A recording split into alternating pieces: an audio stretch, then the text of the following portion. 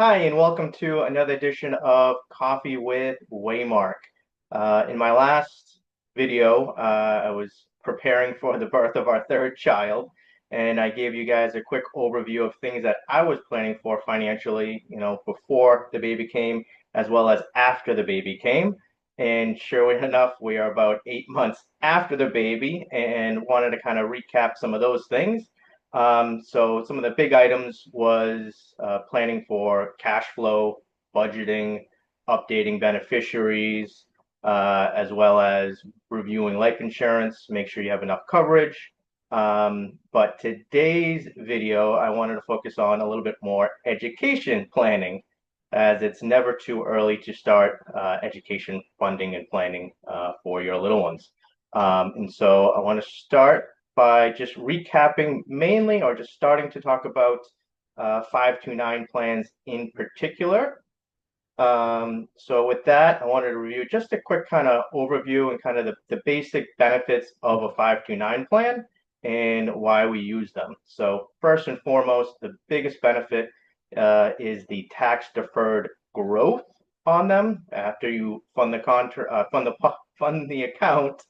The funds in there will grow tax deferred, so there's no taxes while the money is growing.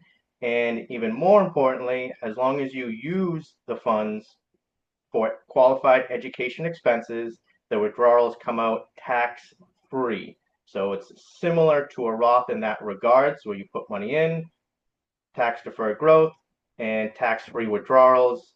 And again, those have to be used for qualified expenses like college tuition, books, housing, computers, and many, many more things like meal plans and other expenses. And this is one area that continues to grow, and more expenses are now getting covered.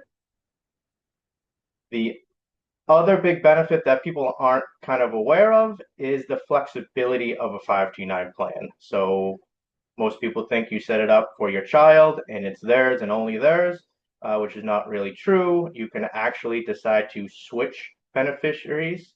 In other words, if I name my son and he doesn't actually need those funds, I could actually change the beneficiary to one of my daughter's names and back and forth, as well as changing it even up to parents. So there is a lot of flexibility with the beneficiaries that you can choose and change after you open the plan. The other aspect to these plans is that they're no longer just for college. You can actually use them for $10,000 a year withdrawals for education K through 12. Now, those are just some of the very basics, but I did want to also share with you some of the changes to the 529 plans, as there's just been a little bit of legislation as recent as this year. So things that you might not be aware of, because I know I have a lot of clients that say, well, I don't want to overfund my 529 plan, because what happens if my child doesn't use it, doesn't go to college? Now I'm stuck with all this. And again, not a bad thing to be stuck with, but if you take the money out for something other than qualified expenses, you are taxed, as well as I believe it's a 10% penalty as well for not using it towards those qualified expenses that I just mentioned. So they came up with the rule, the Secure Act 2.0, which is a huge benefit now for those people who, again, either overfunded it or their children don't go to college and choose a different path. Perfectly fine. You can roll up to $35,000 from the 529 plan into a Roth account specifically for that beneficiary. Now, there are some caveats to that. So one of them is that plan must be opened for at least 15 years. So even if you kind of seed the account early when they're younger, again, this is why I said it's never really too early to start a plan. At this time, you at least get it opened to start that clock on that 15-year window. The other caveat is that the rollover amount cannot exceed the current Roth contribution limit. What I mean by that is this year, if you're under the age of 50, the max you can contribute to a Roth is $7,000. So you could do 7,000 this year, and then next year do another rollover, and so forth each and every year until you get to that $35,000 limit that I mentioned. Also, the funds must be in the 529 plan for at least 5 years. You can't open it 15 years ago, dump a bunch of money in, and then immediately roll it out. That just won't work. And then the last piece there is the beneficiary must have a Roth. Obviously, you have to open up the account for you to roll it into, but it must be in the beneficiary's name, and that beneficiary must also have earned income. So if they're not making above the 7,000, they can only contribute what they earn or roll over what they earn. So if they only have $5,000 of earned income for that year, you can only roll $5,000 from the 529 plan into the Roth.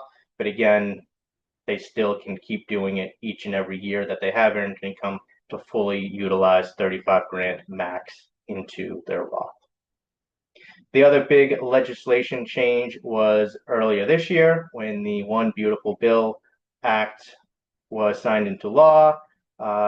Two things that they are expanding, as I mentioned on the first slide, is the ability to allow for more withdrawals for eligible crediting expenses. So licensing, certifications, and other programs that they're trying to allow more people to dip into the 529 plans. So, and that's constantly expanding, which is a good thing. So it's not just college expenses anymore. There are post-college expenses, certifications, license programs that you can also use them for, and that's growing. What I previously also mentioned is the ability to withdraw for grades K through 12. As of this year, as I mentioned earlier, it's only 10,000. However, starting in 2026, they're now doubling that all the way up to $20,000. So these are just some of the changes and flexibility with the Roth, as well as a lot of, with the 529 plans. And so I have already started all my 3 kids. Again, I don't think it's ever too soon to start, especially with rising costs of education nowadays. That time right now is on my side for them to grow. And again, that's a huge benefit. You have the tax deferred growth, and the sooner you start, the longer it has the ability to grow. And that's, again, the big idea with 529 plans. So hopefully this was helpful and educational. And thanks for watching. As always, be well and do good.